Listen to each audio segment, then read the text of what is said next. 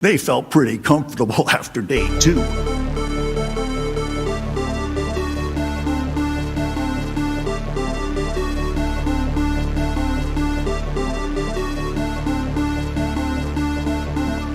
No, seriously, hot sauce. I've been eating a lot of hot sauce, a lot of raw peppers and hot sauce.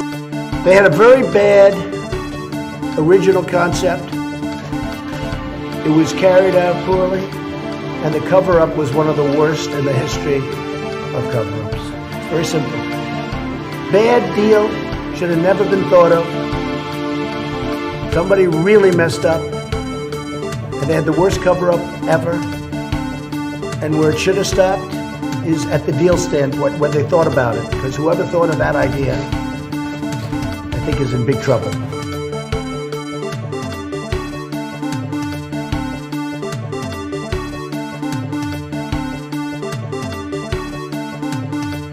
And by the way, I don't think that's some grand conspiracy. I think this is sort of what power is. I mean this at a sort of high level. We've ended the war on American energy. We were in war. And we've ended the war on beautiful, clean coal, one of our great natural resources. I don't know who created Pokemon Go,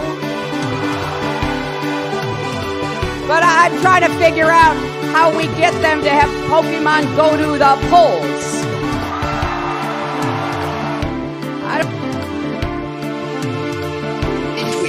That was an opinion of somebody, and that was a retweet. I'll put it out there. People can decide for themselves. I don't take a position. Unbelievable.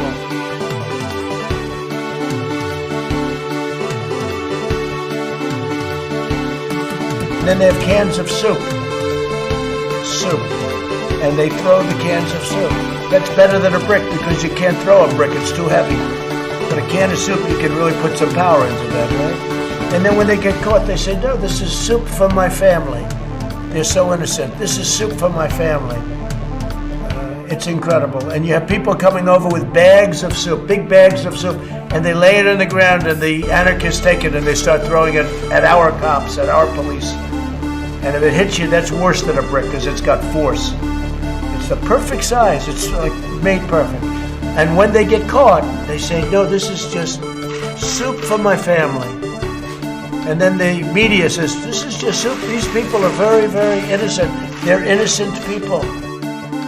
And by the way, I don't think that's some grand conspiracy. I think this is sort of what power is. I mean this at a sort of high level.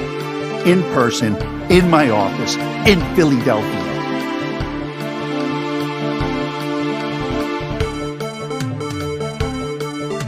Everybody digging my chili when I'm laying down. That is not true. $7 million for reef fish management, $25 million to combat Asian carp, $2.5 million to count the number of amberjack fish in the Gulf of Mexico.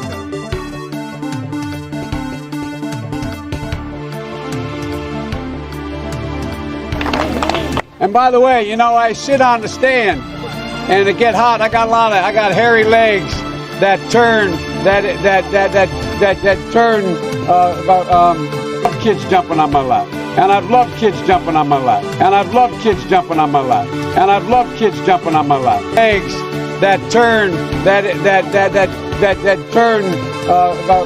blonde in the sun. And the kids used to come up and reach in the pool. And I've loved kids jumping on my lap. Leg down, so it was straight, and then watch the hair come back up again. And I've loved kids jumping on my lap. Bad deal, should have never been thought of. I hate the white man. He's of the devil. He was made in a cave. And by the way, I don't think that's some grand conspiracy. I think this is sort of what power is. I mean this at a sort of high level.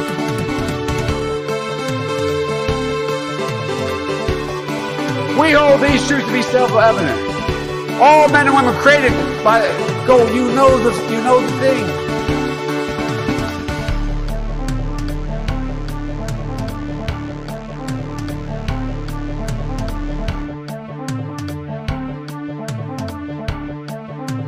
You're on. Is this on? Holy fuck. You're here. Wow. We're here That's together incredible. through the magic of technology and the internet. That's incredible. So you can't hear the sound drops, but I will be playing them and they will be funny. So I just want you to know if you say something stupid, I will mock you with Donald Trump's voice and you won't be able to hear it. So I absolutely do love them, except for the person who was complaining about equalizing needs to go jump in a lake yesterday. That was stupid. Unbelievable. Garbage. It was dumb. You can see what us poor podcasters are working with. Exactly. We're not doing that. I'm not going to sit here and equalize stuff all day, so I'm in total team not equalize. Yeah. The only one, and I think I've said it in your chat before, the only one I cannot stand is the Hamilton one, because Lin-Manuel Miranda is the cringiest. He's the cringiest human to ever have You human. can't hear this, but it's playing right now. I'm glad I can't hear it because it drives me to So good. outrageous how cringy this dude is. So okay, how's the audio, everyone? Are the voices equal? Are we comfortable here? What's happening? Someone give me the scoop in the chat. They felt pretty comfortable after day 2. All right, let me say hello to everyone in the chat room, okay? Hello, Aunt Tifa. Hello, Fun Po Lice. Hello, Joni Gazebo Zer. Hello, Bob. Hello, Matt Strickben. Hello, Home. Hello, Billiard Dilliard. Hello, Bob Carmidi.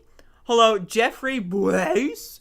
Hello, Guinea Philadelphia. Philadelphia. How do you feel about Philadelphia? I mean, as far as that guy being super weird, that attorney who the coaster stealer, that was pretty. I mean, on a spectrum of comedy that happened, that was pretty good. I'm glad that everybody laughed at that. As far as Philadelphia, everyone laughed at it. That was awesome. As far as Philadelphia as a city, it rocks. I probably would be doing the reverse snowboard thing and probably be retiring there in the next 15 years. So cool. It rocks. I love that place. Hell yeah. Great Chinatown.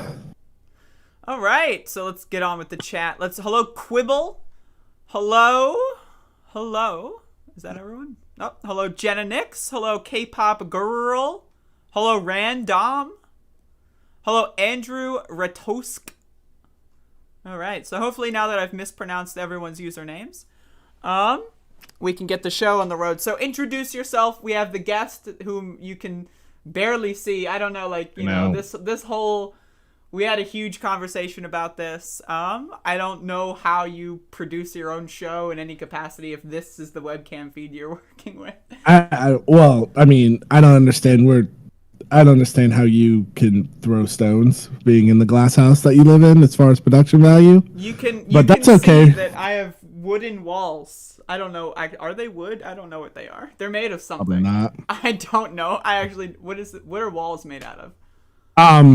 Well, you've got the drywall. Drywall? And then it's just What is drywall? Is that wood? No, it's like a plaster of Paris is the best way I can describe it. If you've never done construction. Like you know the meme of that's a bad analogy, but you know the meme of the guy who punches through walls. He's like, I just don't understand. I love you so much. I just got to punch a wall. I had a whole grain stuck in my teeth. That's incredible. Oh, that was wow. Nice. I just got it's it healthy. out. That's that good. is healthy. I had a very healthy breakfast. I just broke it into 2 pieces in my hand. All right, keep going. Ew. So someone's in Paris. You went to? No, I'm just saying, the whole if you touch plaster of Paris, you can kind of understand drywall. That's why, Well, I've never touched plaster Paris. I don't even know. I've never been to Paris. I've only been. I don't know how to describe it. So, it's like a rock. It's softer than concrete because like I was saying, the meme of the angry dude who can punch through a wall. That's where that comes from because it's not. So underneath your drywall, underneath that, I don't have walls within knocking distance. I am right. As you can see, I can fully stretch. There's no walls here. But there's wood underneath that, but just studs. They're literally called studs. Right. And they're if you've seen a 2x4, that's what runs from your ceiling to your floor, and that's how you. Yeah, like what is 2 by like 2 feet by 4? Yeah, right. So, exactly. Okay, but this is the weird part. My room is a lot bigger than 4 feet. So No. Are they connected? Do they? The piece of wood that's behind the drywall. Right. So how many are there? As many as there needs to be. That Do they connect to stack your on roof. top of each other like Lincoln logs? No, they stand parallel. So it'll be like one, then every couple feet another, then every couple feet another. Have you ever hung anything from your wall? Like that's not a Mega Man wall scroll? Like anything of any kind of weight? No. No? You haven't. So to give you an example, so like my crappy setup, my monitor is drilled into my wall, right? Like I mounted the monitor. I had to find the piece of wood that's behind the drywall. Right. And I had to drill into that because if you just drilled into the drywall, there'd be nothing. It would just fall. It can't support any weight. Well, why not? Because you're just drilling into like a paper, like a crappy piece of rock that can't support weight. You need to drill into that like solid piece of wood. But it's really, you could break it in your hands. If you had a piece of it, you could snap it. So it's not wood, it's a rock. Yeah. I'm trying to think what would the equivalent be? Like that's not construction. Unbelievable. See, this is why dudes do rock, because if you didn't have dudes, like, and I'm even counting like the ladies out there, the mass amounts of ladies who also will know way more about construction than I ever will know. I'm counting them as dudes. DOODZ. Dudes rock. Zed, thank you very much. Yeah, you got to know these things so like civilization can persist. All right. Well, I'm glad that we started the show out with we've already got 10 minutes of content. We've only got, about 90 to go. So hopefully we can filibuster for the entirety of this period. So, yeah, we were doing introductions. Yeah, who are you? I don't even know who you are. Okay. So, my name is Robert Johnson. I do a podcast with my co-hosts, Jeff Barrios, who is a teacher, and his brother, Scott. Wait, whoa. You're telling me he's got a brother? He has a brother. I thought that he was 34 and he has no family. I was under that Well, no, impression. I think he's younger than me. I was going to say, you stole my joke. Thank you so much. Damn it. Because I was going to say, occasionally also... I'm about to be 34 and I have no my family. wife, when we need to talk to, the female persuasion, will also jump on the show and give us a female perspective and tell us that we're all wrong. Which, of course, is every single time. So, yeah, which is every episode. Right. But she will jump on there, so I am 39. I do have a... You're cutting out. You got to turn that sensitivity down. God. Turn it down right now. Turn it all the way down. Get rid of it. Get rid of it. You just Am I cut clipping? out. You're clipping? clippy. You're clipping like if you were to get like a clip on, and you were to clip it on, turn it all the way down. I don't know. I probably just have to eat the mic. How about now? You're fine. Just keep talking. Okay. Keep going. Good. Don't stop. But yeah, so she jumps on the show. As you see in the awesome thumbnail that Andrea did, it is called Good Morning Comrade. Andrea was one of the first supporters of our podcast. She came on. It was really good. It was good. It was great. About a year ago. That was not. We also do a live radio show 6 months on ago. Tuesday.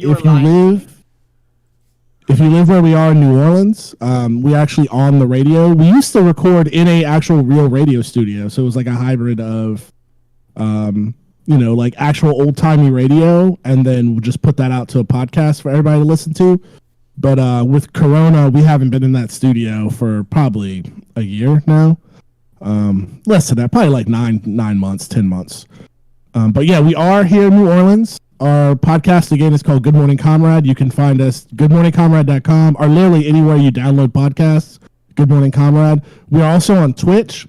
I've been doing like infrequent Twitch streaming because I play all the video games. I can see you've got...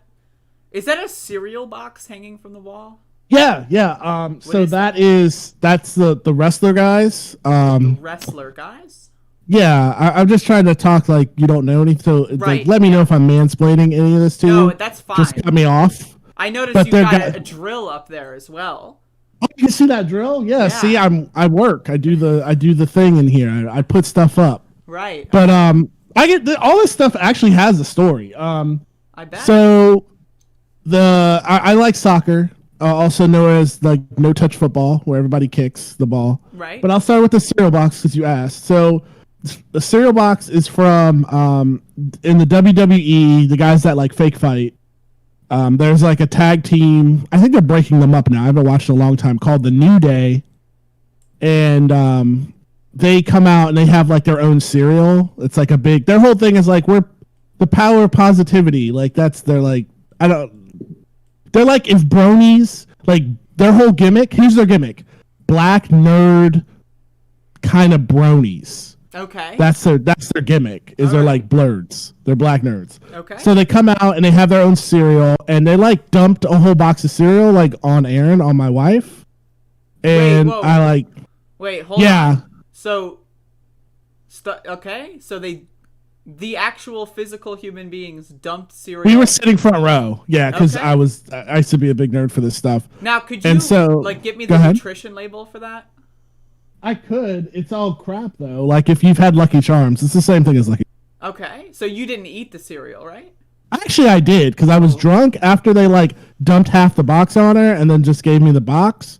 I just started to eat it and like continue to drink my overpriced like Miller Lite. Okay. Is there a regular Miller? Yeah, sure. What's the difference? But I don't drink nobody. Miller 'cause It's I have just a high IQ. it's lighter. So what they do is Is it less beer or is it like what is the it's just calories. So it's just like light soda. I don't know. They just like filter it so it's less hoppy. I don't know. Who knows? It's just fewer calories. It doesn't matter. Unbelievable. Okay. Yeah. So these soccer like I got the top it's U.S. national team scarf when I was like I went to a U.S. national team game when they played Mexico in Columbus forever ago. The second one is the Zolocuentes de Caliente. I probably said that completely wrong. It's the club team of Tijuana, Mexico.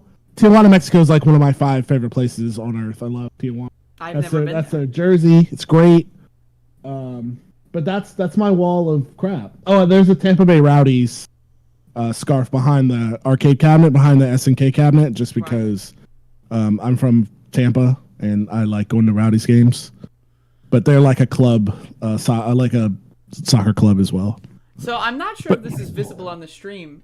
Let me you have a clothes chair. Is that true? Is that what that is? I see a clothes chair. Yeah, Could you tell us more about the clothes chair? That's actually not a chair. So I didn't know that was popping up. So my dryer broke. I'm waiting to like get it fixed. So I just like will have to wash clothes and just throw it. We have kind of the same stuff. But I have a dryer and I'm waiting to get it fixed. Right.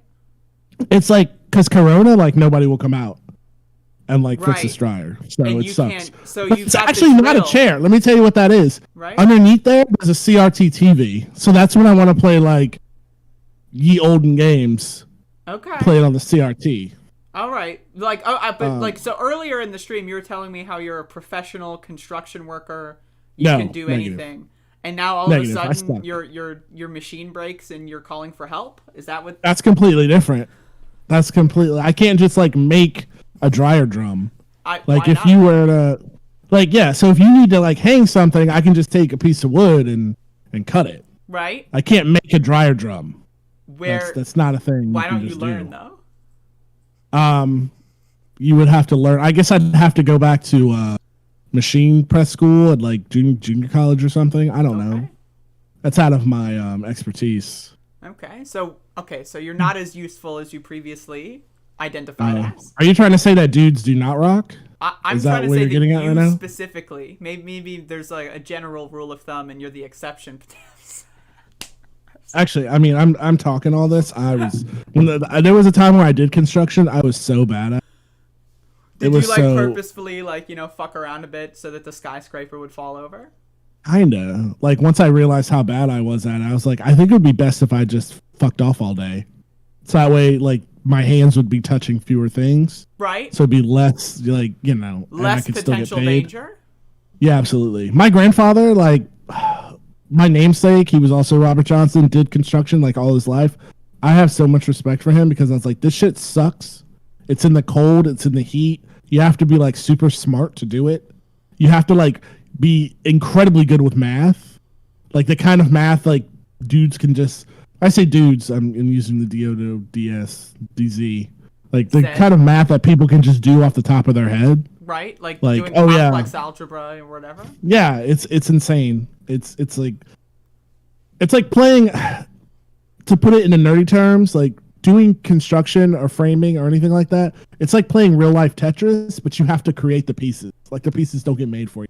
You just have to look at something and just like craft it from dirt. Be like, oh yeah, this is what I want to do. Give me the raw materials and I'll cut it to that. It's just, this shit's crazy. I'm told that you're really loud, so I'm trying to adjust the volume so that no one dies. Maybe I can. Do me no, you're good. Don't do anything. Don't do anything, because when you do something, that fucks me up. So don't do anything. All right, so I want you to keep speaking, and then the chat can tell me if that's okay. Okay. So anyway, we got our podcast. Good Morning Comrade. I told you I was on Twitch, which is Good Morning Comrade Radio. Twitter. We are Comrade Morning at Comrade Morning. I am. Is the that one, mourning as in like you're mourning the deaths of 500,000 people? No, or absolutely. It's like good morning. Oh, okay. That's spooky. You're trying to take all the fun out of it. Well, I was just wondering because like when you say morning, you're not specifying the spelling. You're just saying a word. That's true. Well, it was kind of like. It was kind of like when we had our idea of like the naming, like I don't know how you got above it all. My idea was kind of like a parody of a morning show. Sure. It was before Shitty Ass Rising ever was a thing. Yep. And I was just like, damn. I was like, as soon as they had a thing, like, oh, we're gonna do, and they had the music, the do do do do do. I was like, damn it, that's what like I wanted our podcast to be. I hate the music. Like, I don't know if you want to get into this, right? But Rising might be the worst show I've ever seen. Like, it's so scripted. It's so fake. It's so, like, like, it's scripted. Like, they don't have, like, actual conversations. It's, like, all pre-thought out, pre-approved by billionaire Trump donor fuckfaces. Absolutely. Well, I didn't know if you want to talk about the aesthetic or you want to talk about the aesthetic. It's actual like content. Like the whole like they're reading a teleprompter bullshit, and then like the music, and then like we're a morning show, and then you have like some fascist on there talking about how like you gotta like put people in camps or it's just like it's bizarre. It's bizarre. Why would anyone watch that shit? Oh well, my thing like I think Means TV it does a morning show is, but I like the aesthetic. I like the idea of. Let's pretend this was a leftist show. Like, let's pretend like our podcast got really big and we got picked up by like Means and like and we started doing a morning show. I would want that same aesthetic of just like cheesy, like Good Morning America / Today Show. I'd want that same aesthetic, but then talking about leftist things, almost like normalizing like leftist thought, right? In a way of like your mom just woke up and like. Good morning. Like we're gonna like like get the kids off to school. And by the way, like Jeff Bezos can fuck off. There like you that go. Kind of thing. There you go. But, I prefer my show. It's like you got the cool everything. Like everything is cool here. I get that. Yeah. But like Rising sucks because their content sucks. It's like like you said, it's funded. It's funded by billionaires. It's funded by. Oh my God! I keep wanting to say the Washington Post, and that's wrong. But whoever like funds Rising, The Hill, it escapes The Hill. Thank you. Like they suck ass. And I think, and they're obviously like, it got me like the first time. They're thirst trapping dudes with Crystal Ball. It's just like, good morning, my lady. I get it. I love like a big mommy, like a big tall like I am. Okay. That's why like. If you follow my Twitter, like this whole Gina Carano, like I knew she was trash going into, like, because I've seen her other stuff where she tries to act like it, and I know about her, but I'm like, oh, has there ever been anybody so hot who's also so dumb and cannot keep their mouth shut? So that's how I feel about like a big tall mommy. Right. How do you feel about this Resident Evil 8 character? Dude, don't even. You ask my wife about this, she's like, if you show me this fucking vampire bitch one more time, I swear to God, I'm taking your Nintendo away. Okay. She's like, stop it. Is she aware that that game is not on Nintendo? Yeah, but she just jokes. Okay. Because that's what a boomer mom would say. Right. All right. You know, everything's a Nintendo. I understand. Back in the day. Yeah. But yeah, so, and then you've got Sager up there, like, trying to do his best Tucker Carlson impression of, like, fake fascist populism. And then Crystal Ball just going, oh, I see where you're coming from. And even when we agree, like, we disagree. We can agree to disagree. And I'm like, fuck off. No, we can't. Like, you're up here spouting this bullshit. Like, nobody wants to, like, Sager, like, you're sneaking fascism in through the back door. And what kills me about him is that, honestly, how people like him, this is a totally different rant than what I want to talk about. But how people like him are able to exist, him and Tucker Carlson and anybody who has that same like populist grift, how they're able to sneak fascism through the back door, is a failure of the left. Because the left, with their ineffectiveness, and I'm talking about people in government, like by Biden, there's still kids in cages. We haven't gotten our $2,000. Marijuana is still federally illegal. But these are things that are just off the top of my head failures of the left. And by us putting up with this, by us not like going, you need to give us what you promised now, or you need to like change right now, and really pushing for real change and not just fuck the vote type bullshit. What we do is we give these people a lane to run in. So they're able to, if the left would just take care of people's material needs, not stop kids in cages, decriminalize a lot of this bullshit, Sager and Tucker Carlson would not even have anything to grift off of. They'd have to go with like normal fascism. It just angers me to no end. That's one of the things with Rising as well, is someone in the chat says that many people thought that Sager was a leftist at first. And that's how they get you. Is it's like, oh, Crystal Ball, she's a populist, or she's a whatever, right? And she was like supporting Bernie or whatever. And so like people look at Sager and go like, oh, this must be a good show. And that's how they that's how they wash your brain. Because you think, oh, you watch the show and you think Sager's your friend. You think, oh, they're buddies. And then like he sneaks in that rhetoric and it poisons your mind. But you don't realize that it's poisoning your mind. And so, like, that's kind of like the whole pipeline thing. And then, like, you see Sager go on Tucker Carlson's show or whatever, and you go like, oh, maybe. And that's where you get this brand of so-called leftist who thinks Tucker Carlson's not so bad.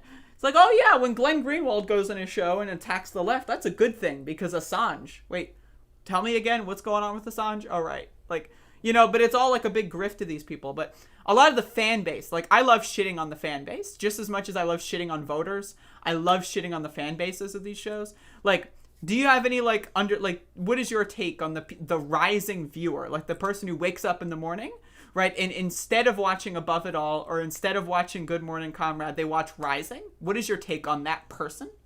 It's a guy. Okay, so in my head, it's funny because I feel like I actually know, not necessarily these people. Okay, well, I think there's two types of people that are drawn to these arguments. As far as like let's start with Sager and like the populist fascism thing, like those kind of smart big brain takes. That person, I say this, so that person, I have an idea in my head of, he's like probably looks at himself as like a libertarian. He probably is like, in his mind, he says, well, the government can't help me, even when like the quote unquote, the populists, the Democrats are in charge. They don't do anything to change my fundamental living standards, my material conditions. So therefore, it's everybody out for themselves. I have to get mine. I worship guys like Dave Portnoy from Barstool and Elon Musk. Those are those kind of guys. And they might be like in undergrad right now and then worried about how they're going to get a job when they graduate. Those are the kind of guys. Now, some of the people who are drawn, especially because I deal with them here in Louisiana, You meet rising fans in the wild? No. I won't say rising. I'm just saying the average. You cut out there. You got to lower that sensitivity. You got to just turn the bar off in Discord. Let me do that. In the settings, sorry. you should right, be sorry. You're destroying my program. Unbelievable. Push to talk automatically. There we go. All right, it's off now. All right. That should be better. Okay. It should be. So the person who is your average, who was your average Trump voter, that we would like look at as like, look at this like dummy, like look at this yokel. Right. I'm very much in the Michael Moore camp on that. I'm not saying that like all of them are just like material conditions. There are a ton of them that like hitch their train to fascism because they're fascists. Sure. But the people who get drug along into that are just like, yeah, nobody's helping me at all. I'm out here. I work, a shitty job. My the Republicans don't take care of my material conditions. The Democrats don't. I still have to pay taxes. I don't understand why. Here comes a guy that says, fuck you. I can buy them both parties off. And I'm going to make America quote unquote great again.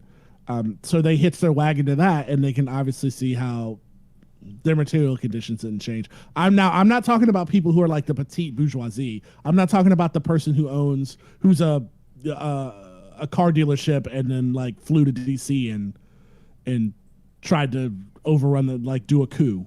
I'm not talking, fuck that person. I don't give a fuck about them. But like the guy who just like, I'm talking about the guy like your average Walmart worker who can be like, yeah, I voted for Donald Trump because fuck it. Like, what else am I going to do? Well, and they might be racist. Like, okay, whatever. Real quick, we got Fun Police in the chat room who wants you to know that you're a great guest. So just passing that along.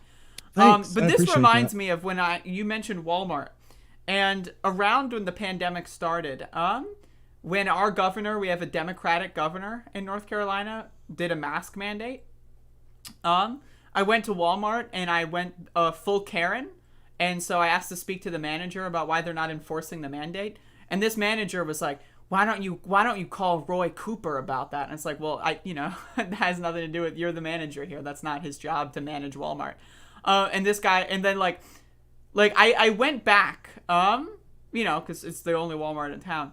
And I see this guy every now and then, right? And I can tell he's a Trump voter just by like his mannerisms, just by the fact that he hates Democrats so much. The fact that he's a nose poker, he never has the mask over his nose. And this is the manager of Walmart. So yeah, I know what you're talking about. But I just wanted to shit talk on that guy. I think his name is Rick. Fuck you, Rick. Fuck Rick. Yeah, fuck Rick. Fuck everybody named Rick today. Yeah, no, fuck Rick. As far as I think, especially liberals, they focus on the wrong things. Like, I understand what they're talking about when they say, Trump's fascist, like Trumpism isn't gone. These people his voters are racist. Yeah, all those things are true. But this is going to go into the main thing that like I really want to talk about. We're talking about TERFs. This is a good transition. But I feel like a lot of the people who go really hard on that route that think that if you vote Trump and you vote QAnon people out of office, then everything will be hunky dory. They're like white liberals who they just don't understand like the conditions on the ground. Like as somebody who's black, I'm like, yeah, these people are racist, but like you don't have to deal with them. Like I do. And honestly, if we just change the material conditions for the majority of these people, they would not be as quick to like show their racism out in public. And what I mean by that is Napoleon had a thing. I think it was Napoleon had a quote that like people who are it's like people who are hungry people who are well fed don't fight. Only like hungry people do. Sure. So it's like I hate to use the word pacify, but I mean I can't think of anything else right now. But if we pacified these people with comprehensive secondary education, free college for all, Medicare for all, some type of UBI, just if we turned inwards and like be like we're gonna have we basically just did socialism. Sure. A lot of these people who quote unquote hate socialism would love not having an insurance deductible. They would love to send their kids to state university for free. And so yeah, that's the thing. It's like the cycle of Democrats and Republicans are like, when Democrats take power, they do nothing. We're already seeing that. The immediate $2,000 checks are now 2 months late and $1,400. So they're garbage, right? They're trash. But the Republicans, when they take power, they try to kill everyone. Like, we just saw Trump kill 500,000 people for no reason. So it's like, yeah, obviously, I will take a Democrat over a Republican because I don't want to fucking die, right? And that's how the Democrats play you. They got you by the balls, right? They're like, all right, do you want to die or do you want to just suffer and be depressed? You know what I mean? And it's like, it's ridiculous, right? And so, but then you see, like, you know, mainstream Democrats, right? Like, it's one thing. If you want to say that there's that section of the Trump voters that are the deplorables, I get it. I understand, right? But when you have that platform of, like, let's say you're Hillary Clinton and you're not talking about how much you love hot sauce, right? And instead you're talking about the deplorables, right? You got to have you got to understand that the right-wing media is going to take that out of context. You have to understand that you have to say things in a certain way so that they can't manipulate it. But they don't. Right? They feed into that kind of like culture war loop. Whereas like, you know, we don't have a platform that like all the Trump voters in the world are seeing. So we're able to have these like longer, more nuanced conversations.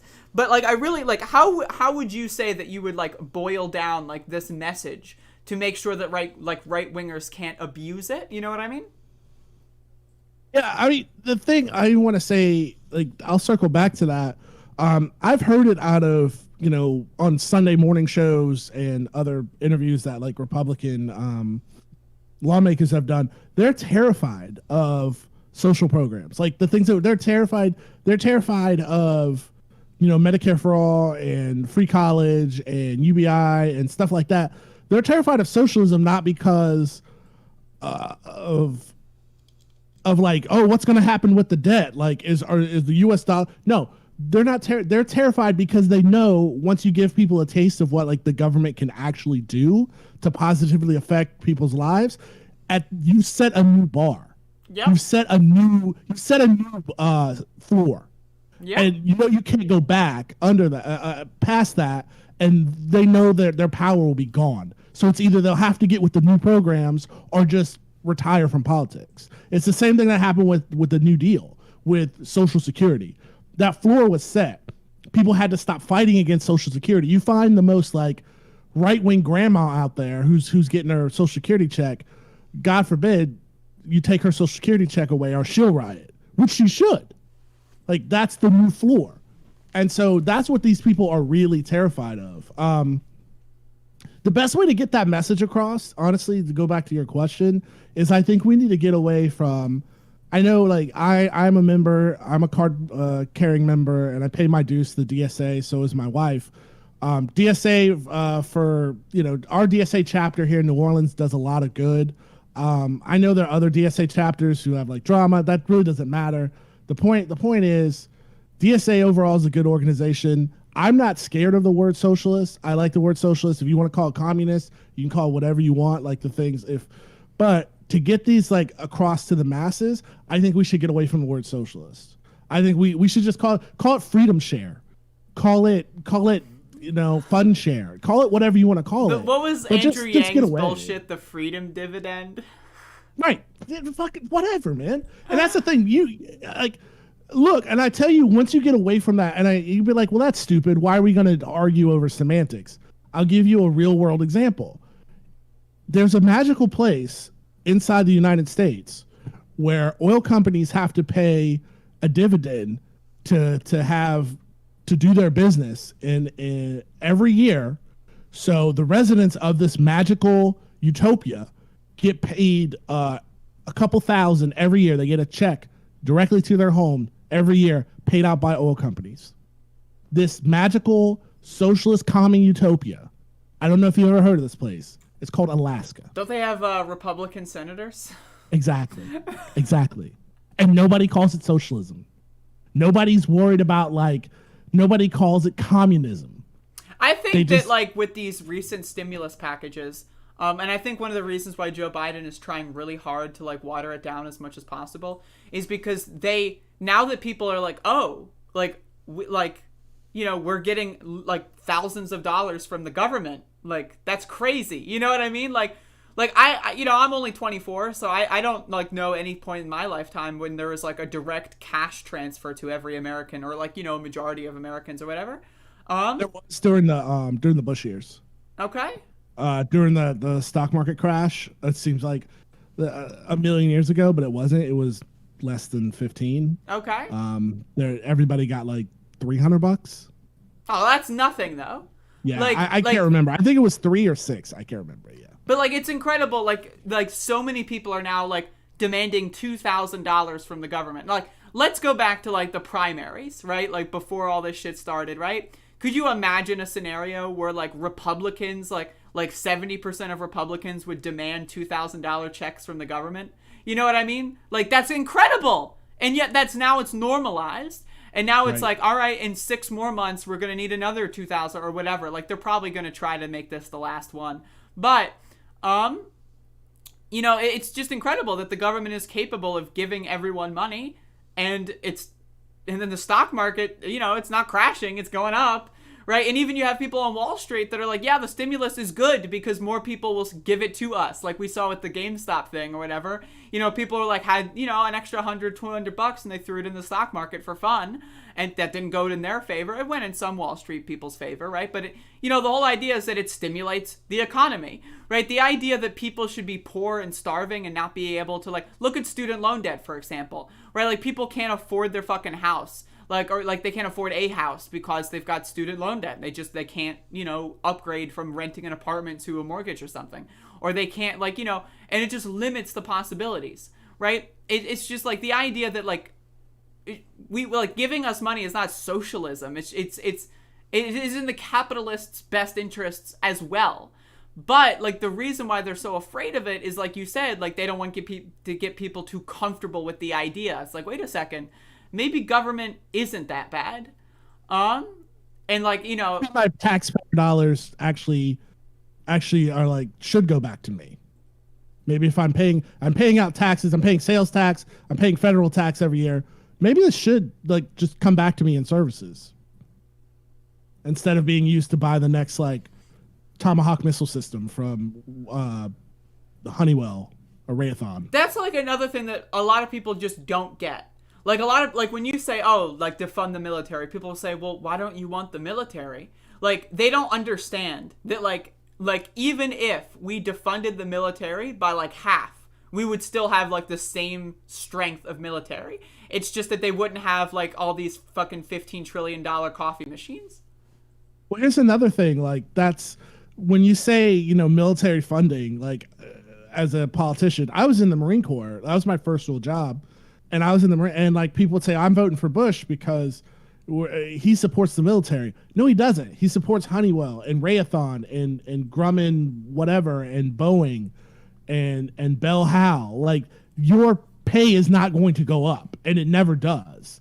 And the ironic thing about the military is there are a lot more people. I won't call them leftists. I will call them populists. There's a lot more people who are populists in the military than you would think, because I remember that was a thing during the Bernie campaign. It was like, especially Bernie Sanders got like the most like donations from like military personnel over all the candidates, over Trump even, is because these like kids are there because they want healthcare, they want education, they don't want to go to die in some like foreign war.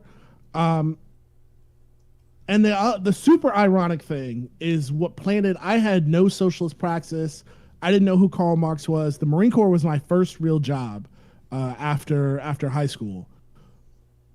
That set the groundwork for me to become a socialist. Because when I was I've told this story a million times. When I was in the Marine Corps, okay, so you get a base pay, right? My housing was guaranteed. Healthcare was guaranteed. When I would travel somewhere, let's say I went to a new duty station and I was living off base, so I got whatever my base salary was plus what's called COLA, cost of living allowance.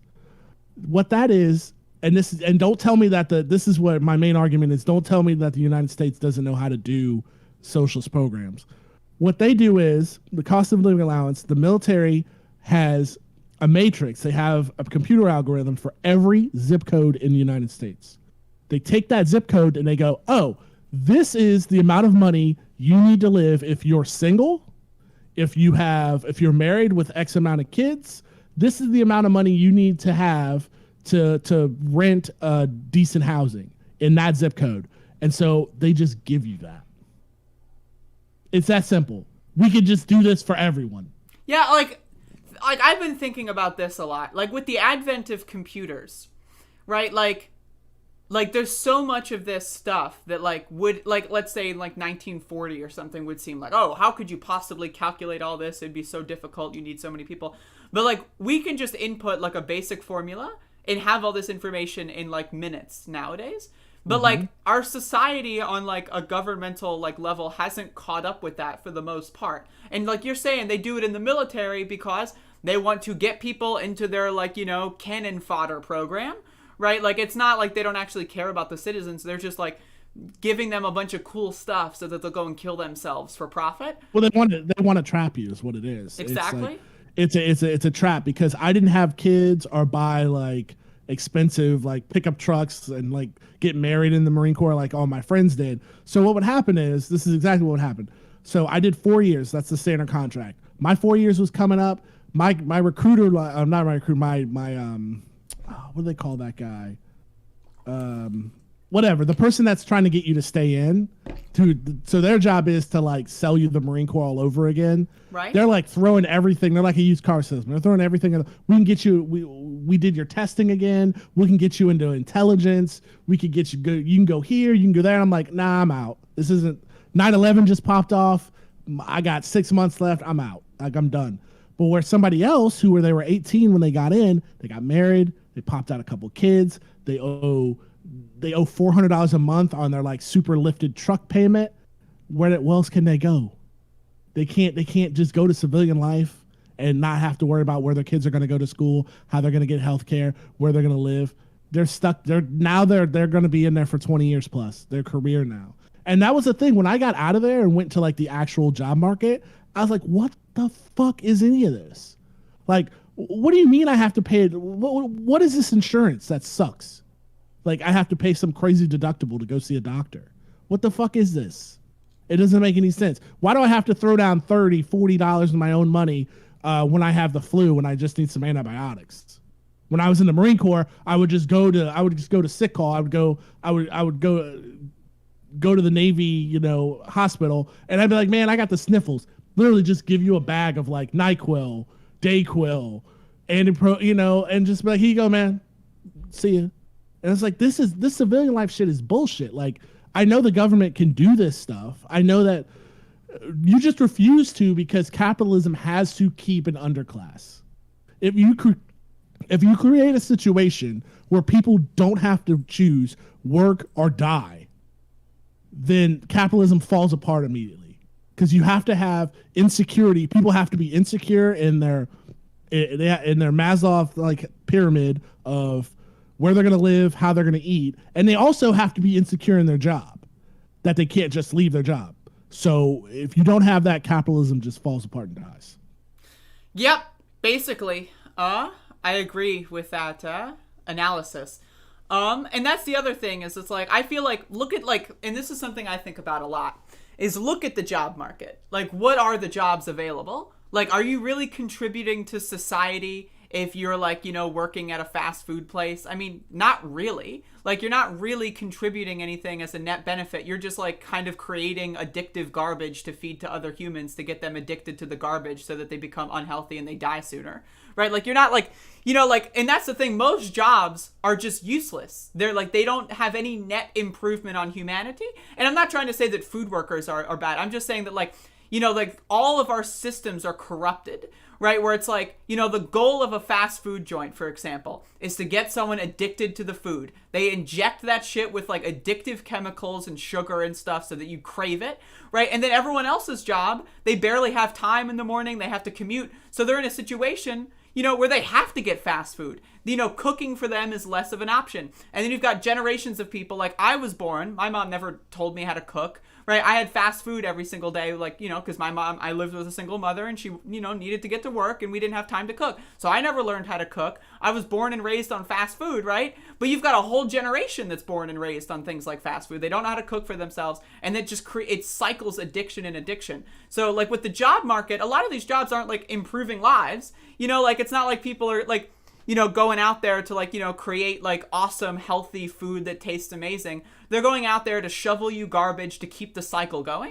And that's what a lot of jobs are. Whereas like we could be in a situation where like, oh, everyone has like a way to either, you know, even if it's creative stuff, like, you know, entertain someone with making some music or, you know, like a television program or something. Like if everyone were capable of just like actually contributing to the greater goal of humanity, right? Like again, that's the thing with capitalism is they don't want you to do that. They want to contribute to like the top, the elites, right? Right. And the elites, you know, a lot of elites, you know, will eat unhealthily, but a lot of them are like super healthy. You know, a lot of them like look at Jeff Bezos or whatever, like, you know, these rich kids that have these like, oh, look, McDonald's. Yeah, like they have these like oh, I'm a superhuman routines, and it's because they have that. You know, they understand that food is not designed for them. It's designed to keep the poor. It's designed to keep the cycle of labor, you know, like to giving them money and then they skim it off the top.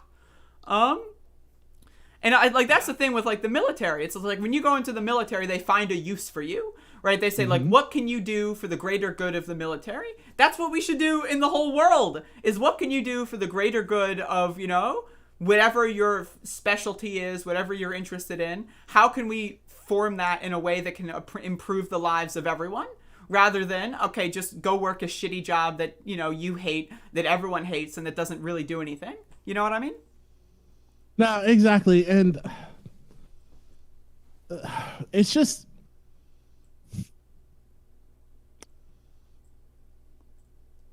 I just imagine a world where like college, instead of people going to college because they were, you know, the thing about, okay, this is what's funny. I was going to go into my college bit. You hear all these right wingers and like literal fascists. They talk about, oh, well, you know, they'll say I'm a classical liberal, and they'll hold up these ideas of like Greek and like Roman Western civilization as like the highest point in all of the world.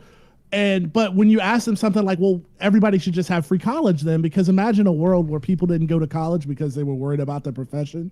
They actually like use college as like its intended purpose of learning to learn. And so we could create a society again where it would just be like people sitting in a circle room listening to the modern day Socrates or Aristotle and just being like, oh, I'm going to teach you how to learn. Don't worry about how you're going to use this, you know, outside of, you know, everybody needs to become a lawyer or a doctor or an engineer because you have to make sure you don't starve. If your calling in life is to learn everything about like underwater basket weaving, that's great, because we need somebody to know these things. And that's how our society should work. And back to your fast food analogy, back to your fast food thing, what really terrifies me is, like, it's just what Marx said in Capital, like, automation is coming. It's coming no matter what. It doesn't matter, like, people go, oh, well, these people shouldn't ask for $15 an hour because, you know, a machine's going to take their job. Machine's going to take that job regardless. So, like, if you are a lawmaker and you really care about this stuff, we should be planning for full gay space communism right now, because you're going to have emphasis on gay, of course. Absolutely. You're going to have a legion of people who are just like starving in the street because manual labor has been made obsolete. So that's either going to like, we're going to either hit a dystopia at that point, and it's going to be like it's going to be a legit cyberpunk dystopia, or we just hit like Star Trek levels of utopia, because somebody will have the great idea of like, yeah, we should just do UBI because most jobs have been made meaningless. That's the thing, is like with automation, right? And like, let's assume that all the manual labor jobs, and let's assume like let's say 25, 30 years, we get to a point where like maybe you need like architects, but you don't necessarily need construction workers because machines can do it, right? Like, what are all these people going to do? They've been born and raised and taught in an environment of like, you got to produce, you got to do something for people, right? They haven't been thought to become creative, free thinkers. They haven't been taught or like raised in a way where it's like, they don't know what to do without their work. Like you see a lot of people like their whole work is their life, right? And without that, you know, they become depressed or alcoholics because they don't know what else to do, right? And so like that's what makes me believe that we're probably more likely heading into a dystopia. But the thing is, like, again, if we were to have like had free college for the last like 30 years in preparation for this like transition to automation or whatever, like people would be more, you know, willing to like, oh, just the idea of like, oh, let's read a book for fun to just learn something, you know, like people would be more like willing to like, you know, engage in creative pursuits, or people would have more options in their lives of things to do because, you know, they've been exposed to more ideas, right? But instead, we just kind of addict people to the idea that you need to work to live. And if you don't work, you die. And then that's just ingrained in their brains, right? And so like, and I think with this pandemic, like I've read like these reports that said like we won't get to previous levels of unemployment in the next 10 years or something. I think that's not true, because in the next 10 years, automation will be significantly more like you're probably not going to have like cashiers anymore in 10 years. Right. You're probably not going to have like that many janitors in 10 years, you know, like. So like is like what will employment even be in 10 years, you know? Like, you know, and look at this too. It's like when you hear the argument of like, oh, you pull yourself up by your bootstraps like all these other people who are great men and women have done. No. You give me any one of these people who like are doing TED Talks, or they're like these huge like disruptors in society and have brought new things to us that we didn't have before. Give me any, you pick a name out of the hat. Elon Musk, Jeff Bezos, Zuckerberg, our favorite TERF, the Harry Potter lady, right? I can't even think of her name, but I just know she doesn't even have a name. She's just the Harry Potter lady. All these people were able to sit in the cocoon of privilege and not worrying about, like, everybody goes, oh yeah, Zuckerberg, he was so smart, he dropped out of college. No, he dropped out of college because he knew he wasn't going to be food insecure if he took a chance on this Facebook thing and it failed. Bezos was able to sit in his garage and do Amazon because he wasn't worried about where he was going to live in 6 months or the next week or when the rent was going to be due. Same thing with you know, Musk. He sit here and stupid man get high, talk about going to Mars. Yeah, because your parents owned a fucking diamond mine or whatever in apartheid South Africa. You were able to sit in this cocoon and not worry about how your bills were going to get paid. That's why you were able. J.K. Rowling was on a single mother on welfare on the dole in the UK. That's how she's able to like spit out all this Harry Potter bullshit. She couldn't have done that if she had to work 2 jobs to take care of her damn kids. So actually capitalism is the main destroyer of like human creativity and invention.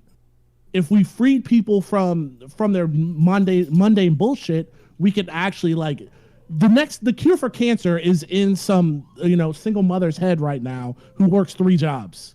Because she's a lab assistant and she has to work 3 crappy laboratory jobs or whatever, where she actually has a cure for cancer. And if you just gave her 5 years to test it out, she could make it happen, but she can't. Abso-fucking-lutely. Abso-fucking-lutely. And again, it's like, you know, just every aspect of our society is designed to keep us in this like feedback loop. Oh my God, we're getting some dog action. Get some dog. But yeah, so like every aspect of our society is designed to keep us like locked in this like feedback loop. Meanwhile, like again, you have all these capitalist billionaire fuckers like Elon Musk, right? They're just, you know, oh, we're going to get to Mars. Who's we? Like, who's we, right, motherfucker? It ain't for us. Right? So, like, now wouldn't it be awesome to like, you know, get to Mars or like look at photographs of Mars or like, oh, like, you know, that would be cool as hell. But like the idea that we're not democratizing that, the idea that it's like, you know, like all humans can't like, you know, be like contribute toward that project, right? I look at like, you know, when we first got to the moon, right? Like the reason why that happened is because everyone in the United States and like in Russia were like, yo, we're gonna get to the fucking moon, right? And so like they put a fucking shitload of money into it. They put a lot of time and effort into it, and then they did it for no other reason than to just because it was epic, right? Like, and that should be something that we should do on all fields of life. Not just when it comes to space travel, but we should just be doing all sorts of things, like just because they're cool. You know, like we should find a way to like, you know, end starvation just because that would be cool. We should find a way to have like unlimited amounts of purified water because that would be cool. We should like, you know, like just like it, like look at this, like humans. What do humans need? Food, water. You're telling me hundreds of millions of years of evolution, not even humans, but just life, hundreds of millions of years of evolution, we created these societies and we still haven't figured out food and water? Like, no, absolutely. It's absurd. What? You know, it's ridiculous. It's ridiculous. And then like global, like, you know, like climate change, for example, right? You're telling me people knew about this 60 years ago and no one did anything? Like, what? You know, like just because some people wanted some like net, just one more quarter of profits, just one more quarter, and that turned into a quarter of a century, that turned into half a century, right? You know, it's like, it's just ridiculous. Like, how are we literally like billions of years of like evolution on this planet and we haven't figured out food and water? That's ludicrous. That's ludicrous. Or clean air. You know, it's ludicrous. I hate to be conspiratorial, but it's almost by design because it is absolutely. If you make people live in a crappy place, then you know the idea is, well, if you don't like where you live, then you know you could just work for Musk and live on the new Mars colony. Like we'll just destroy where you live. You're not going to destroy where I live. Like it's NIMBY all the day. It's not in my backyard. You're not going to put an oil refinery or a nuclear plant where Elon Musk lives, where Jeff Bezos lives, but we're going to put one in the poor's backyard for sure. 100%. Yep, absolutely. And it's like that with water, because I've been looking into water recently, because like my water here is not good. And I found out that like one of the reasons why my water isn't good is because there's a lot of waste products that get into the water, and I live in a poor neighborhood, so no one cares. Like they just don't care. So the rich side of the neighborhood, they're great. They've got the good water, and then that water goes down the pipes and goes through all like, you know, the waste products, and then we get the shittiest of the shitty water in my neck of the woods. And it's like, how is that possible? It's water. Humans need water to live. All life on Earth needs water to live, and somehow, like we've got the technology, we have water filters, right? Like how are we still in this scenario where we can't have clean water for everybody? It's fascinating to me. It's fascinating. And like you said, it is by design, right? Because of like all these, like there's like the elite class of humans, they have figured it out and they've got it all for themselves and they don't want to share it, right? They just don't want to share it. You know what I mean? They're like, you know, and this is like, this goes into like one of my things, is I like art, you know, like I don't necessarily like, you know, art itself, but I like the history of art. You know, like look at like, what are the most expensive paintings in the world? Are they like in museums? No, they're owned by governments in private collections. Collections, yeah. And it's like, so you're telling me the greatest artists of human history, of our collective species, like only like a couple rich kids can look at them? You can't like, you know, democratize that? You can't like say, like, oh, have a museum or whatever. Like, you know, like it's just ridiculous to me. You know, and like we should be democratizing everything. Every single thing that a human should come up with. Like look at copyright law. Like every single thing that a human should come up with should be democratized and everyone should have access to it. Like why does copyright law exist? Because people want to make money off of what they created, not because they want their, like obviously people want their creative prospects to be enjoyed by people, but at the end of the day they need that money to survive. Like if I could create a video game or an album or like a movie and not have to worry about starving, right? Of course I would want it to be public domain. Of course I would want anyone to be able to like riff off of it and make their own thing. Of course I would want anyone to get it for free. I don't want people to have to pay me to like watch my content, right? But I have the threat of starvation, so like that is I have to deal with that and live in that environment. Right? And so like if we were to just democratize creativity and innovation, this species would just be epic. Like we've got the potential. And that's another thing that brings up something you were talking about. Somebody tried to come at you for owning crypto or whatever. And it's just like, oh, you live in a society as well? Like, yeah, like there should be nobody out there nobody should be shamed for trying to like get ahead and make money in this society. Like even if when you're a leftist, because it's crazy. Like the idea that we live in this hellscape, but you're supposed to be this perfect floating orb of I don't know, of praxis, I guess. That's the wrong word, but like you shouldn't own crypto or stock. You shouldn't take profits off this stuff where it's just like, oh, I guess I'll just starve and then I guess I'll be right.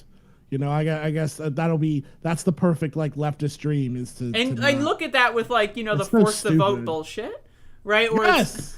it's like it's better to be right and lose than to be like slightly less right and then win. You know, like Right. So stupid. I guess see we've almost done an hour here. I just wanted to get out like what I we can keep actually the going for, like, question. Yeah, we're good. I just wanted to get out the actual like for real question I had for you is that Max, you're so hot. so anybody who follows you on Twitter and anybody who follows us on Twitter knows that like you got jumped on by a bunch of like weird turfs and then I had to throw like my Captain America shield up and I like jumped right in there and it ended up in a weird spot of getting into it with like Buck Angel. Yeah, okay, let And- me okay, so But I really have questions about this. Like, for So yeah, real. I was in that thread. Someone tagged me. I don't even remember. Right? And it was just like some dumb turf was like, yeah, all like trans women are socialized as men, therefore they want to rape. And it's like, okay. So I just muted the conversation. I was done. And then you DM'd me and was like, yeah, that turned into us arguing with Buck Angels. I'm like, all right, let me get back involved, right? Do it. And then like Buck Angel starts quote tweeting me and like harassing me, and then I like, you know, go do my own thing for a couple hours, and I come back and I've got hundreds of notifications of like people that say, you're not a real trans person. If you were real, you would admit you're not real. And it's like, right? Like, and it's like, you know, how sad is Buck Angel's life where he goes like he's, you know, relatively wealthy. He's got at least $1 million. I looked up his, Right. you know, financial stuff. So this he's got enough money to do whatever he wants. He's at that point in his life where he can do whatever he wants. And he chooses to go on Twitter and harass poor transgender people and get like he knows. Like if you look at his pinned tweet on his page, right? It's like, I'm a biological woman. I will never be a man. And it's like, you look at all the comments and it's a bunch of people that literally deny his like humanity. Like, and they also like, yeah, you're not a real man. And that's why I love you. And it's like, what? And it's like, so, but what's the point of compromising with these people when they will just hate you regardless? You know, like when you've got a whole community that loves and accepts them for who they are, why would you choose the community that hates you and like views you as like a clown show? No, I mean, you're right. I'm trying to find this because instead of rehashing, I just want to find this tweet that I tweeted at the turf lady. Right. Because I'm scrolling right now because it's like, I don't personally care about Buck Angel. I don't care what his views are. I don't care about any of that. I don't care about him as a person. But to me, the argument I was trying to make by talking about Buck Angel in this whole turf thing is that his very existence blows up. His very existence blows up the terrible argument that these terrible like non-sincere argument these people are trying to make. So the argument is that trans women should not be allowed in the women's restroom because they're trans to them. These turfs, trans women are men because they have penises. They've been socialized as men, and therefore they're going to do violence to like cis women in the bathroom. So this woman tweets at me and she says, for fuck's sake, I think Buck would use the men's bathroom, and Buck has that option, as I doubt that men would feel threatened in any way. You're choosing to ignore that women do not want male-born people in our single-sex space. We expect people to follow this rule. This is my reply to her, because I think this will have the whole argument, is like, in a nutshell. I said, why would, in your world, Buck use the men's room? He has a vagina. You've already stated that this is the defining argument for you. You've proven my point again. You think he would use the men's room because he presents male. Now, can you apply that same logic to trans people? And the thing is, so if they're okay with Buck Angel using the women's restroom because he has a vagina, how the fuck would they even know he has a vagina? Is there like the vagina police? That's the thing. Is like when you really look at this, if you're terrified, just real quick, if you're terrified of a trans woman, so what you're saying is, Andrea would go into a women's restroom, and these cis women would be terrified for their safety, but Buck Angel, who could like bench press 300 pounds, would go into a women's restroom, and they'd be like, "Oh, he's fine. This is totally fine. I'm not afraid at all." And how would they know that he has a vagina? Would he have to announce like, "Hey, everybody, I have a vagina"? It's all like, good, that's not everyone. Awkward. What the fuck? That's the thing, is when you really look into, like, these people want to enforce legislation. Like, look at the Tulsi Gabbard turf bill, right? They want to draft legislation to, quote, protect women's spaces. Well, how do you do that if not for mandatory genital checks? Like, should you have, like, an officer, like, standing outside the bathroom and just, like, pat everyone down before, like, you know, if I gotta go, I gotta go. I'm not waiting for an officer to rub my fucking junk. You know what I mean? But, like, how else do you, like, how do you... Like, you know, I think gendered bathrooms just on its own face are just ridiculous and stupid. I think all bathrooms should be, like, single space, right? I think that they should just be, you know, lock the door, you go into a little spot, whatever. You don't need to have, like, the fucking stalls. It's just a waste of time, right? But, like, we've got these things in place, right? People need to go and they need to go, right? Like, I just, like, the idea that you'd say I should go into the men's bathroom because you, like, think I might have a, like, I'm sorry, I'm not going into the men's bathroom, right? If I went into the men's bathroom, there would be a problem because I am not a man, right? So, but, like, these people just somehow, like, they're in this bizarro fantasy land, and when you like, I always try to, like, take what these people believe to, like, what their desired outcome is. They want to legislate something. They want to have rules that say we need single sex space, whatever the fuck that means, right? Like, we need to have rules in place. Well, what do those rules look like? How do you enforce this without, like, x-ray machines or, like, you know, like, genital checks or, like, pat downs? How do you do that? And, like, do you really, like, would you feel more comfortable if every time you had to use the bathroom you had someone pat you down and, like, rub all your junk every time you had to use it? That would make you more comfortable? What? You know? I actually had to, like, sit with this for a while and just be like, I talked to it with my wife, and she's a good person to talk to this about because she's a social worker, and, like, a lot of her clients are trans. And I actually had to sit a while and be like, why do I feel like, why am I going so hard on this? It's like I really don't have a dog in this fight. And I kind of broke it down to, I thought about it for a while. And I think there's a couple things about me. Like, one, I grew up in the quote unquote gayborhood in Florida. So, like, a lot of my neighbors were gay. Like, it wasn't a thing for me to see, like, queer people all the time. And, like, I was just socialized to be around queer people. And then two, I'm biracial. Like, I'm mixed.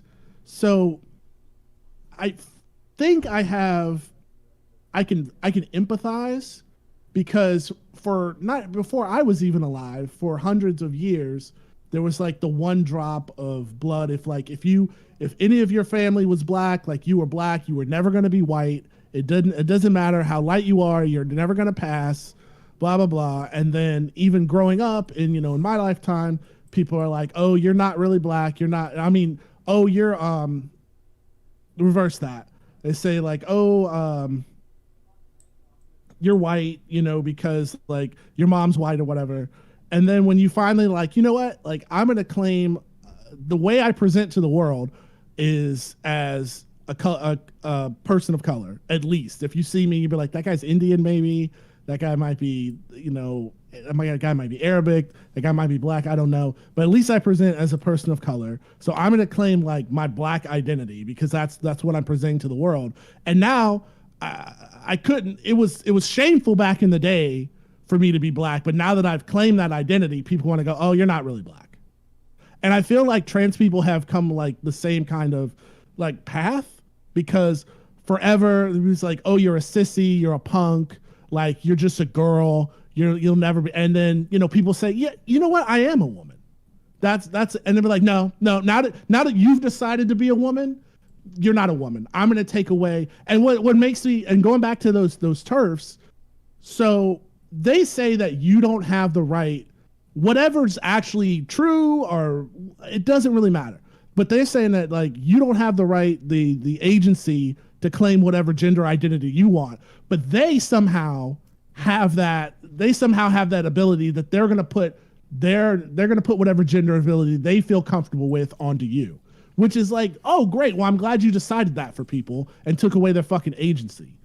And it just like, it drives me up a wall. And my real question for you, Andrea, is that the only argument that stuck with me that they made, and I think it wasn't a good faith argument, but it stuck with me because I try to empathize with people and they go, look, you don't understand me as a cis woman, you know, how I feel because you're a cis man and therefore you never have to deal with this. And I go, yeah, you're right. I really don't have a dog in this fight. Whatever happens, it's not going to affect my life. And I'm like, maybe I shouldn't go so hard here. And that's my question to you is like, is it even... I would say you do have a dog in the fight because, you know, I consider us friends and like you would, yeah. I would presume that you care about my safety. So I would say that that is the dog in the fight, you know, and like the idea that someone's going to say that you shouldn't have an opinion on human rights because those human rights don't affect you. It's just ridiculous. Like, that's the same arguments people used in Nazi Germany. It's like, oh, why do you care what happens to these people? You're not these people, right? Like, you know, like, that's the same argumentation. Like, you know, when I talk about, like, you know, like the ICE thing with certain people in my family, they go like, well, why do you care? You're not a Mexican or whatever. It's like, well, yeah, I have a lot of, you know, friends that, like, you know, that are immigrants or want to immigrate or, like, you know, that are stuck in the systems, right? And it's like, I care about their safety. I'm an empathetic human being. It's not just about me. Life is not about how everything affects you and only you. Life is about everyone around you. We should be working to help everybody, like especially our friends and especially the people we talk to, our family, right? So like the idea that someone's going to try to talk down to you, like I get it. Like you all on a personal, like intrinsic level will not understand it, but like you should be able to have that space to like, you know, care about what your friends think. And to care about your friend's safety. And the idea that this person, again, they're going to try to like create like these broad brushes and these unscientific like categories to like, you know, cope with the world and like try to make it, you know, they just want an excuse to hate other people. That's all it is. Like you look at like, you know, segregated sports in like the 40s and 50s, right? Like, oh, the black people have too much testosterone. It's not fair, right? It's the same shit. They want to cope and they want to stay on top of their hierarchy. And it's the same thing that we're going through now here with trans people. It's like, oh, you're built different. Like, I got news for you. Every human on earth is built differently, right? Like, so like if you want to make these like arguments based on like, you know, the specific, you know, like ways that we look or the ways that we act, the way like our bodies are, that's fine. But when you want to make them on arbitrary categories such as gender, race, you know, whatever, like that's where it just gets ridiculous because you're painting a broad brush. There's going to be exceptions to those rules that don't make any sense, and there's going to be people caught in the crossfire. But to them, they're not caught in the crossfire. They don't give a fuck, right? They don't care that there's going to be like, you know, that 0.6% of the population that just gets fucked in the asshole. They don't care because that's not them. Right, so when they say that you shouldn't care because that's not you, that's a projection and a reflection of their opinion, is that they don't care because it's not them. Does that make any sense? No, it does. I just think like, yeah, there's a lot of room.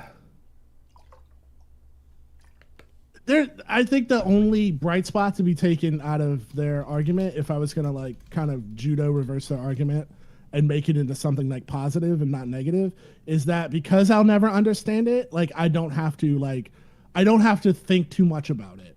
I can just go, we're friends. Like, no matter what the science is, like, it really doesn't matter. Like, we're friends. You're a woman. Great. That's all I need to know. And we can go forward from there. Like, all the science is right. Because I used to be in that camp of, you talked about, like, people's bodies or whatnot. I used to be in that camp of, like, trans women shouldn't be in, like, male sports because, like, our bodies are built different.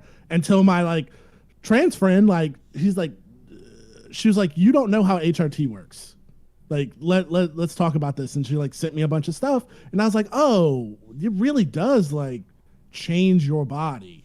Like it completely changes like your testosterone level, like the whole deal. So I'm like, oh, then yeah, you should definitely be able to compete in sports or whatever. I know it's like a stupid analogy, but I'm in the same thing if you are. It's like, if we're going to have gendered spaces, they better be like for a damn good reason. Like the bathroom thing doesn't work. I can think of like a gendered space that like has a good reason right now if we want to talk about like just like one that actually has like, I like chess. Like I'm terrible at it, but I like to watch people play chess.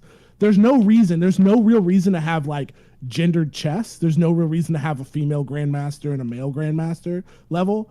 But the good reason is because if you split them up, it actually, because we've been so society has conditioned women to like not play this game because it's not a women's game. It takes too much brain power, like, for hundreds of years. So now women have like catching up to do. It's kind of like for video game people who talk about like why the US sucks at esports is because like the Koreans have such, like, it's ingrained in their culture. They have such an advantage. Like, we have so much catching up to do.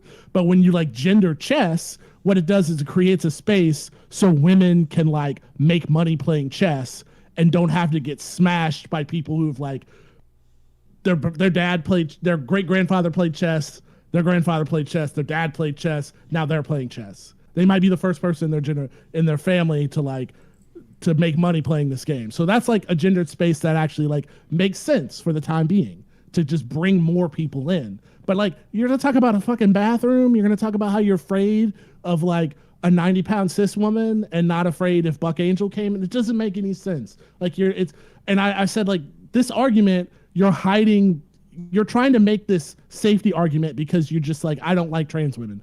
Like, if you want to have an argument of trans women are not women, then yeah, let's do that argument. Like, I'm ready to, but like, I have to cut through like all this bullshit to get to your real argument. It's so frustrating. And it's like, it's the same thing going back to race. Like, if you don't like black and brown people, just say you don't like black and brown people, because now it's like, it's not socially acceptable to say I don't like trans women anymore. And it's not socially acceptable to say I don't like black and brown people. So you have to put all these bullshit walls for me to like get to your real argument. It's so frustrating. Yeah, like they'll like cite like FBI statistics or whatever and try to go like, see, and then like when you ever but like that, those arguments never make any sense. They're unscientific, they're untrue, but it's just a way for them to cope with their own self-hatred or their own hatred of other people, right? And like, you know, it's just ridiculous. It's ridiculous that we're at this point. Like, again, humans are all beautiful and amazing creatures. Why are we sitting here attacking each other over stupid reasons, right? And then you look at like where these, like, you know, where were these distinctions created? By a few people. Like everyone who created these divisive classes are dead. They're all dead. Right. The people that created like race, they're dead. The people that created like different gendered space, they're all dead. So why are we dealing with their bullshit? They're dead. Like, you know, so it's like, we have the ability to create a better world, but all these people are just stuck following like dead people's rules for no reason, right? Like, it's ridiculous. Like if the goal of society isn't to improve society, then what is the goal of society? I don't understand. 100%. I think you said it best. You had a really good talk about, if you're going to do an argument, you know, we've had gender bathrooms and they've worked for so long. We've had all these gendered spaces. So if you're going to do like an argument from antiquity, like we've been just like shitting in the fields, walking, doing human migration, crossing the Bering Strait for longer than we've had a men's and a women's room. Yeah, why can't I just shit in the middle of the highway? Yeah, it's natural, if we're doing buddy. An argument from antiquity. Yeah, exactly. But yeah, that's super helpful. So thanks. Yeah, because that's really, I've been kind of like just rolling that around in my head of why shitty people are so shitty and why can't they just, it's not that weird. Like, I don't know. I've been to gay clubs and like there's one bathroom in a gay club. Well, there'll be two bathrooms and they're both unisex. Like somehow they make it work. Somehow it's just fine. Like I live like with my family, right? You know? Half are about men, half are women. Somehow our bathrooms function. Somehow, like, they function properly. So it's like the idea that, like, all of a sudden, like, when you're in a restaurant, like, and I get it. Like, you know, there are people that will take advantage of certain locations and that. But, like, you know, again, if you think, like, you know, the sign on the door that says women only is going to be that's the, you know, the rapist is going to go there and they're going to see the sign. I want these dastardly trans women just wait outside. I was like, yeah, that's what I'm saying. So apparently, you tell me, Andrea, do you, as a trans woman, do you like operate on vampire logic to where like you have to be invited into a space? I think like, so, yeah. Come in? Like, why would you, if you're going to do your dastardly crimes, why would you just wait outside the door? It's and then like, yeah, like the idea that like the evil rapist is going to see the sign and go like, oh, damn, I was about to rape some bitch, but now I can't anymore because the sign said so. It's just like, it's ludicrous, it's ridiculous, and it just, all it does is hurt like vulnerable people for no real gain.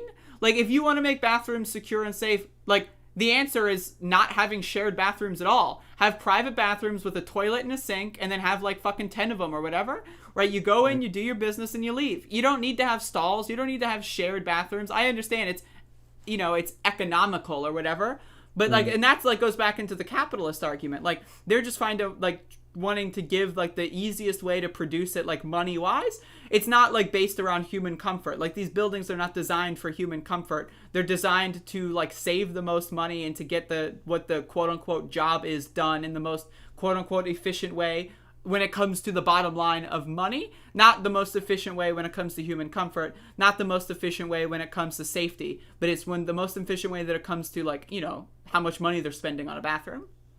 Right. And something that just popped in my head too, I guess we can close on this because my dog is getting restless. Like, he needs to go out.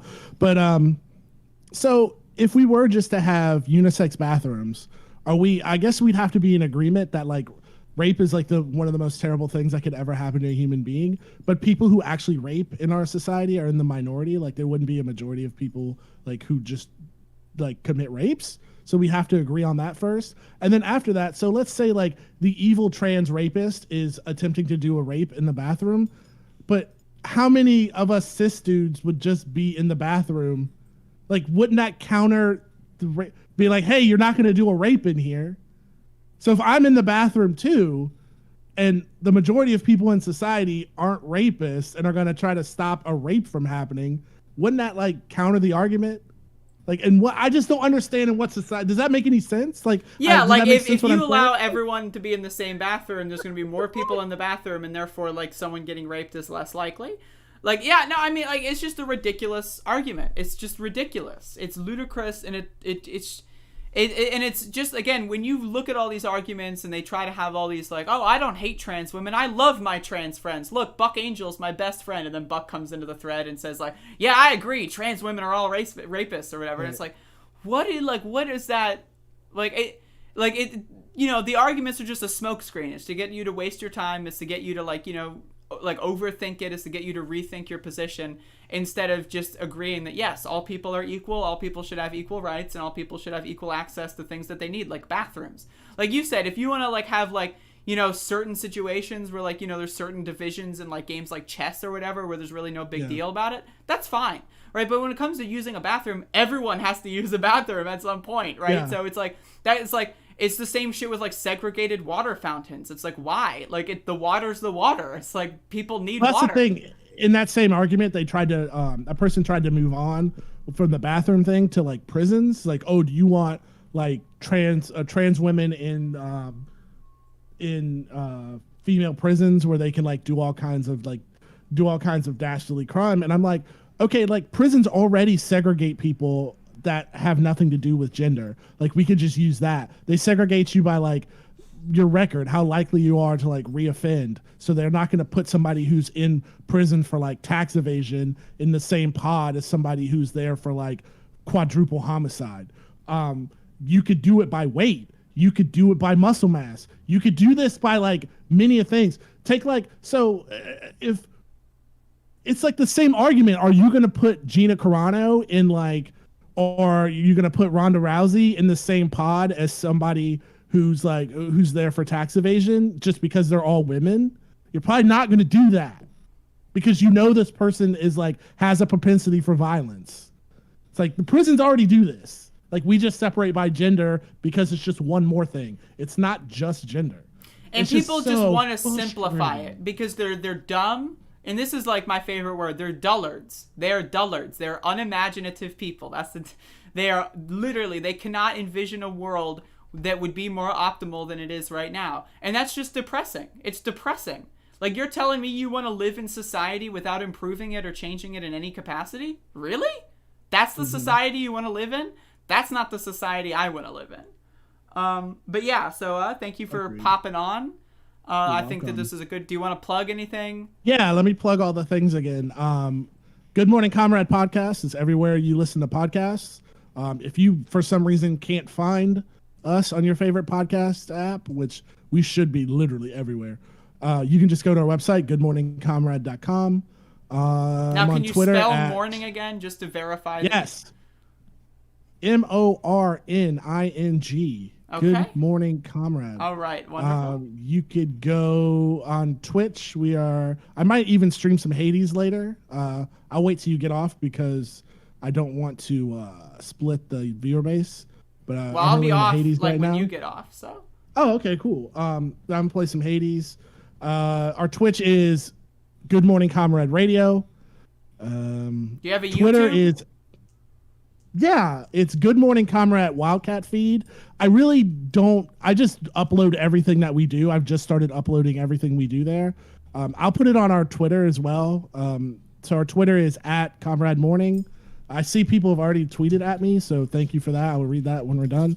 And yeah, that's all the things. Our Patreon is Good Morning Comrade. Patreon /Good Morning Comrade if you want to. The server bills and podcast hosting don't pay themselves, so thank you everybody who contributes to that. And also you can give us money on Twitch. When I'm on Twitch, I really appreciate that. Seriously though, like Twitch is like our new thing, so I really like talking to people on Twitch while I play the games. Also, we're gonna start doing a morning show. I think Jeff is gonna contact you about that. Yes, because we have been talking. Yeah. Oh yeah, I've been talking. Good. But yeah, we're gonna start doing that as well on YouTube and stuff. But love to have you on Twitch, but we don't want to get demonetized and nuked as well. I'll figure that out at some point. Maybe we could just do like a voice changer. You could be like Mrs. X on Twitch. Just be like, I can wear a mask. It's me. Yeah, I can do that. I'm just a random. I can do that. That's very Yeah, doable. good times. But yeah, Right, so that's all thank the you for things. popping on. I appreciate that. I hope that this was a good episode. I hope so too. Yeah, so you can leave whenever you want, I guess. I am right now. I'm gonna go check my stonks and take my dog out. And okay. You have a good rest of your day. Enjoy my Mardi Gras off. It's Mardi Gras. Happy Mardi Gras, y'all. Mardi Gras is canceled. Don't come to New Orleans for nothing. I don't care if you're double vaccinated like I am. Don't come down here. Don't You go. don't want to see you. We got nothing open for you. There's nothing, folks. Nothing. You can't even drink on the street. You can't even buy a beer in the French Quarter right now. You just can't do it, Shut down. folks. Close. Just can't do All it. right. Thanks, Andrea. Yep. You have a good one. You too. Bye. All right. Oh, look, see, now I'm full screen. Yeah, so because I don't feel like changing the layout, we're just going to go with this while I do the outro. So, again, thank you all for popping in. I had a good time. Hopefully you enjoyed the show.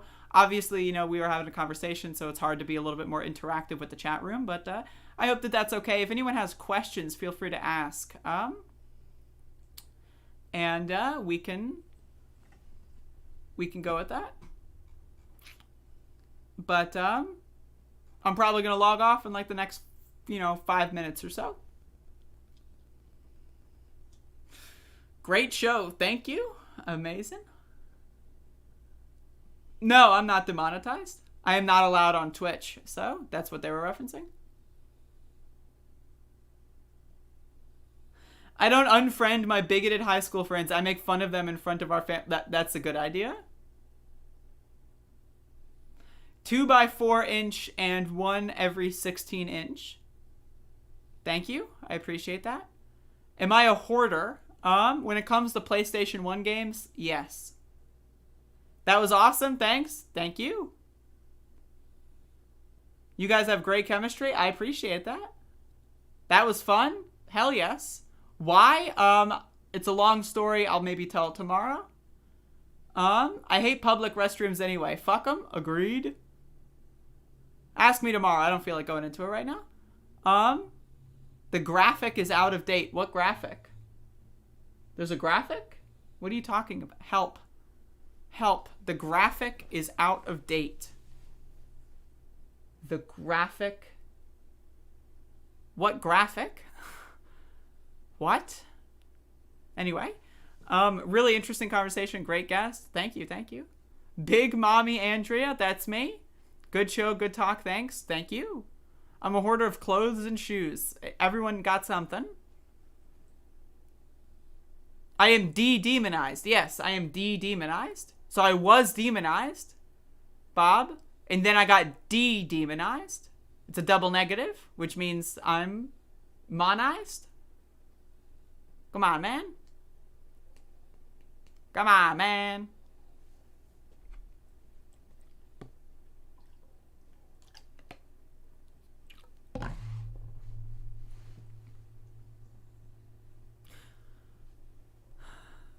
$10. Thank you, JL.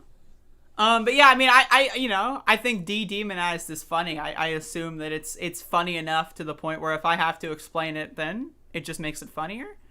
But yeah, so again, thank y'all for watching. I appreciate y'all. I do filter that water. I got a water filter recently, so we're good. Sorry I'm stoned. It's all good. Y'all, real quick, I had an intense fungal experience yesterday, and I would love to talk about that. So maybe I'll talk about that like tomorrow or something. I'm not sure, but yesterday was an incredible day, and God-ass damn. Let me just tell you, God-ass damn. So I just want to let everyone know that I love everyone. I appreciate y'all for watching. I appreciate that 70 people are willing to listen to me in, a person that you may have never even heard of have a conversation. So that's just an incredible thing to me. And again, I got a lot of stuff planned this year. So we're gonna hit it. We're gonna win it, and it's gonna be awesome. And so I'd like to say thank you again. I'll be back with the regularly scheduled programming tomorrow. I've never heard of Robert, me neither. I might even pop back on later today. I'm not sure. We'll see. Like for me, like this show is a constant 10 a.m. every day. Anything else is just like if I feel like it. You know what I mean? So like maybe I'll stream later. Here's what I should start doing. I should start like commanding people to like at me on Twitter and say, please stream again. I'm so lonely. Like, like manipulate me, guilt trip me into streaming more.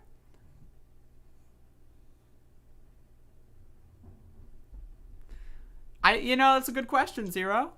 It's a good question. This Discord call is probably going to time out soon. So I'm going to go ahead and just, turn that off. But again, I appreciate y'all. Yeah, so I'll see y'all again tomorrow, maybe later today, and we'll catch up, and yeah, that's it. That's all I got. Glad your show's taken off. Was so sick of the trolls slamming you and being one of the few.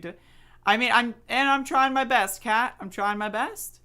That's the thing, is the show is taking off, and there are people that do not like the fact that they just don't like my message. So they're going to try to do anything in their power to destroy me. And that's the thing with capitalism, is humans are taught to be competitive. So humans are taught, like, if this person has a better message or product than you, you have to destroy them at all costs. That's kind of what, like, humans are taught to do. And so, like, people, in my estimation, see that I'm doing a lot of very good stuff, and they're not interested in that. And they want to control the narrative, and they want to, retain their spot in the sunlight. And so, like, fuck them. As far as I'm concerned, fuck them. And so anyway, Jeff, hit me up. We got to talk and about the morning show thing. Someone wants to do a show before my show. Can you believe it? Unbelievable. Can you believe it? See, like, for whatever reason, I can't. Like, my camera does not function if I had it open on Discord. Well, it'll be... Oh, wait, it does function. Oh my god, I got it to function. Oh, shit. All right. You just found my podcast, but you seem pretty awesome. I appreciate that, Gazebo. I appreciate that. You can hop on a Discord call now. Well, let me, go to the bathroom and walk the dog first. Just send me a message on Discord when the show ends, and I'll hit you up when I get back. Joe Chen, go back and watch it, buddy. It was a good episode.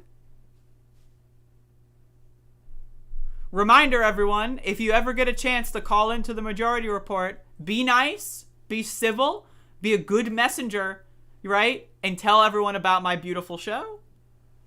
You got to say, I just found this awesome podcast. Above it all, it's amazing. Andrea's super hot and intelligent, and everyone please go watch. That's what you got to do. Thank you, Rielon, for the 70s R's. I don't know if you're the number one fan. You might have to compete for that, but I don't know. The idea of a number one fan. Do we need a number one fan? Do we really need a number one? I think we can all be number one. But anyway, again, thank y'all. Allah. Talk to you again soon. And have a good rest of your day. Eat healthy, be happy, and live life to the fullest. That's my kind of go-to, so.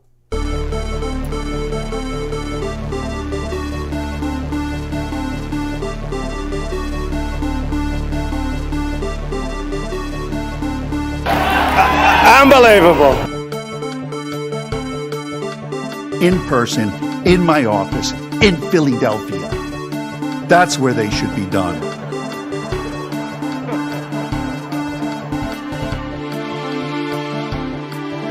Running against the worst candidate in the history of presidential politics puts pressure on me. Can you imagine if I lose my whole life? What am I going to do? I'm going to say, I lost to the worst candidate in the history of politics. I'm not going to feel so good. Maybe I'll have to leave the country. I don't know. Running. Only the really, I hate to say this, but those with the lowest IQ. They felt pretty comfortable after day 2. I hate the white man. He's of the devil. He was made in a cave in the worst parts of Europe.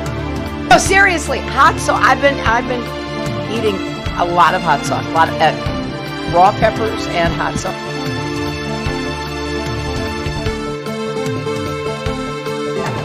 And Corn Pop was a bad dude. And he ran a bunch of bad boys. And I did. And back in those days, you sure how things have changed. One of the things you had to use, if you used pomade in your hair, you had to wear a baby cap. And so he was up on the board, wouldn't listen to me. I said, hey, Esther, you, off the board, I'll come up and drag you off. Well, he came off, and he said, I'll meet you outside. My car, this was mostly, these were all public housing behind me. My car, there was a gate out here. I parked my car outside the gate. And he said, I'll be waiting for you. He was waiting for 3 guys in straight racing. Not a joke. There's a guy named Bill Wright, Mouse, the only white guy, and he did all the bull. He was the mechanic. And I said, what am I going to do? He said, come down here in the basement where the mechanics, where all the pull is. You know, the chain used to get changed when across the deep end. And he cut off the 6-foot length of chain. You pulled up, you walk out with that chain. And you walk to the car and say, you may cut me, man, but I'm going to wrap this chain around your head. I said, you kidding me? He said, no, if you don't come back. And he was right. So I walked out with the chain. And I walked up to my car. Did you use the word smart? Because you know what? There's nothing smart about you, Joe. Because you know what? There's nothing smart about you, Joe. Because you know what? There's nothing smart about you, Joe. Because you know what? There's nothing smart about you, Joe. First of all, did you use the word smart? When I tell you get off the board, you get off the board. So you said you went to Delaware State, but you forgot the name of your college. I apologize. You didn't go to Delaware State. You graduated either the lowest or almost the lowest in your class. Don't ever use the word smart with me. Don't ever use that word. Give me a break. Because you know what? There's nothing smart about you, Joe. He said, okay, close your straight razor, and my heart began to beat again. DNA anymore. And Corn Pop was a bad dude. DNA anymore. Not good. Believe me, not good. You will file articles of impeachment against President Joe Biden. $7 million for reef fish management, $25 million to combat Asian carp, $2.5 million to count the number of amberjack fish in the Gulf of Mexico. He was not a loser.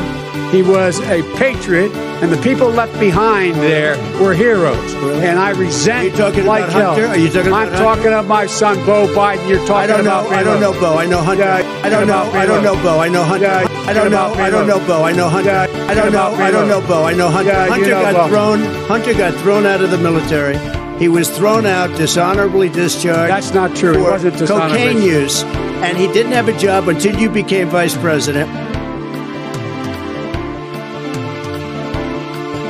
We've ended the war on American energy. We were in war. And we've ended the war on beautiful, clean coal.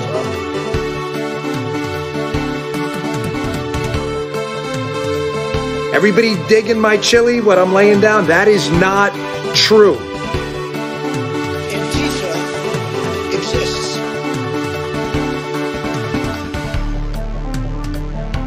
Watch Hillary examine the terrain. Watch a campaign with the man Tim Kaine. Tim Kaine in the membrane. And then they have cans of soup. Soup.